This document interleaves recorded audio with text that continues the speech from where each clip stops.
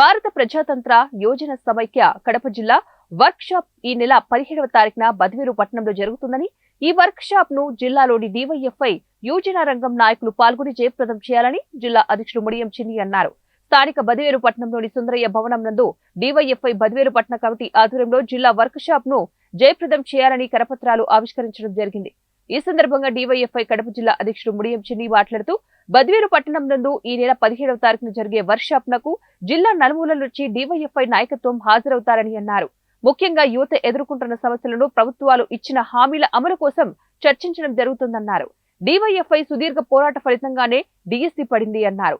ఖాళీ పోస్టుల భర్తీ కోసం అనేక పోరాటాలు సాగించామని, భవిష్యత్తులో కూడా నిరుద్యోగ యువత పక్షాన నిలబడి పోరాడతామని అన్నారు. రాష్ట్రానికి ప్రత్యేక హోదా, కడప ఉక్కు పరిశ్రమ, రాయలసీమకు బుందేల్ ఖండ్ తరహా ప్యాకేజీ కేంద్రం ఇవ్వడంలో తీవ్ర జాప్యం వహిస్తుందన్నారు.